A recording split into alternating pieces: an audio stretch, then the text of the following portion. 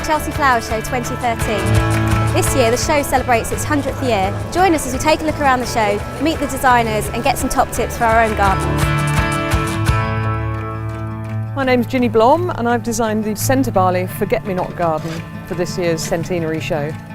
The inspiration from the garden comes from the work of the charity, Prince Harry's Charity Centre Barley, which is based in Lesotho in South Africa. They have little round houses which I've made as a nice pavilion. It's been fantastic working with Harry. He's really good fun. He's really into it.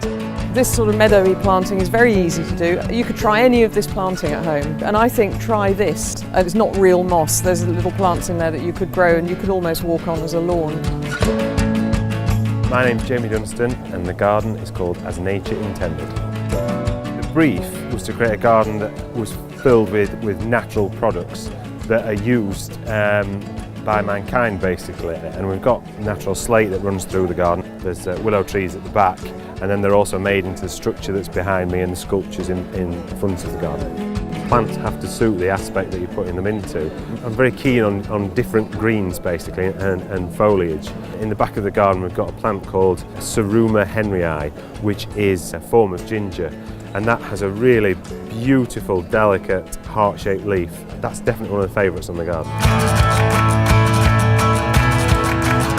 The inspiration for this garden came from the sponsor. They wanted to highlight the spread of pests and disease in plants and trees, and it could have been quite a gloomy design, and I wanted to lift it. I kind of wanted to highlight the fact that although we have these dead trees that I'm standing in an avenue of, we also have really wonderful, beautiful plants, and I took the colours really that you might see on a spring walk, so blues and yellows and whites, and interpreted that. If you haven't got much space, just to create a bit of a change in levels is to have a sunken area and perhaps have some seating in it. I'm the designer of the Arthritis Research UK garden.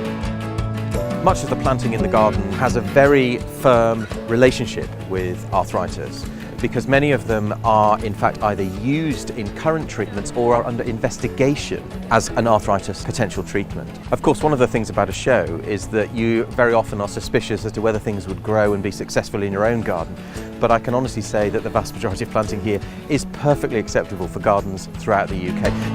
I'm the designer of the Daily Telegraph garden at Chelsea.